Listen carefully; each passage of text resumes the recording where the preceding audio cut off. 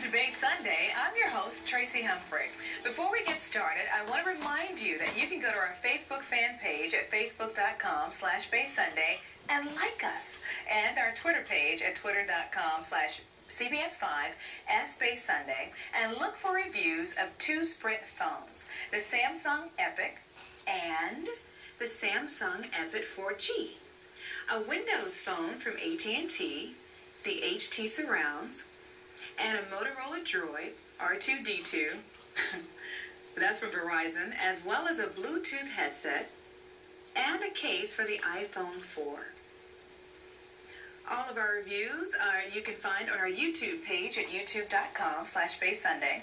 You can also find links to these social networking sites and information about how to get us story ideas. Send them to us by going to cbssanfrancisco.com and clicking on Contact Us and Location Bay Sunday. Today's show brings you three guests from the film world, two of which are involved with the upcoming American Indian Film Festival. Let's welcome our first guest from the film Real Injun, Sacheen Littlefeather. Many of you may remember her from her non-acceptance of the Academy Award for Marlon Brando in 1973. I remember that. We have her here with us today, and right now we're going to take a look at a clip from this movie, Real Injun. The most unexpected source, Hollywood. I was sitting at home one day, and I got a phone call from Marlon Brando. He was up for an award for Best Actor for The Godfather. And he asked me, would I go up and represent him at the Academy Awards. He said this would be an opportunity to explain to people about the stereotype of Native Americans in film, and also because of the Indian occupation at Wounded Knee in South Dakota. So I have a question for you. First of all, thank you for being here today. Oh, you're welcome. Once you went up and you did the non-acceptance, how did your life change? Did your life change? Well, my life changed in the fact that my career was cut short. Mm-hmm. And there was a lot of rumors and things that went around about me that weren't true. And, there was a period of time where I had to change gears, so to speak, in my life. So I went back to school and became a health educator. Uh-huh. And set my sights on holistic health, and with a minor in Native American medicine and physical therapy, because one has to make a living.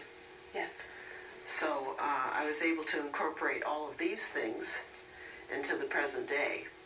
So I want to ask you, when you went up, you seemed so calm. Did you have any idea what was in store, like what was going to happen after that, and how so many people would be up in arms? Did that even cross your mind? I had a job to do, if you will. Okay. For Marlon. And also for people who were at Wounded Knee in 1973. Mm-hmm. And it was done by an Indian for Indians. It was about Indians. Mm-hmm. It was an act of civil rights. It happened to take place during the glitz and glamour of the Academy Awards. And that is because Marlon felt that it was a stage for that type of announcement to have the biggest impact on an audience who had created the stereotype of the Native American, and also because it would get heard by the media that there was a siege happening at Wounded Knee in South Dakota, and that there needed to be a media presence at Wounded Knee, which there was a media blackout at Wounded Knee in 1973. And a lot of those people were going to be taken away and put somewhere where they would not be seen and would not be heard from again. So actually his plan was quite brilliant. And they did say a lot of people found out about it. A lot of people thought that in some way that may have helped what happened at Wounded Knee by giving all the extra.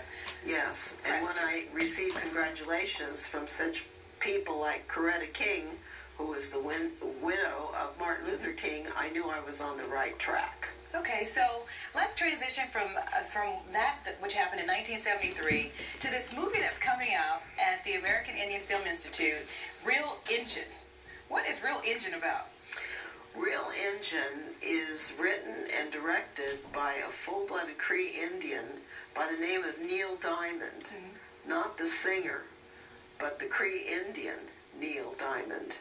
And it is about the stereotype of Native American Indian people in film from the very inception of Native Americans in the movies. And it is from the Native American point of view. Okay. Can you tell us when it's going to be seen? I know you said there's an edited version that's going to be playing on PBS. That's going to be at 2 o'clock in the afternoon Sunday. And then there's a unedited version. When's that one? The unedited version, which I think is the more powerful version, is going to be shown Sunday, the day that this program airs, at the American Indian Film Festival in San Francisco, at the landmark Embarcadero Center Cinema, as part of the festival. And that is the full 90-minute showing. Okay. And it is, I think, gives more information and more entertainment, the unedited version. And I think it's an excellent version, the unedited one. Good. But it's the hour version on PBS nationally that's going to be shown Sunday at 2 o'clock, and the unedited version, which will be shown at the American Indian Film Festival in San Francisco, under, of course, Mike Smith, who's the director of the American Indian. Yes, American Indian Film Festival, 7 o'clock Sunday night. Great. Thank you so much for being with us here today. Oh, you're very welcome. For more information about the film, you can log on to www.realinjunthemovie.com. Remember, you can watch the movie Real Injun at the American Indian Film Festival on November 7th. And there are many amazing films that will be shown at this year's festival, 90 to be exact. Coming up to tell us more about this year's festival, the president of the American Indian Film Institute. We'll be right back.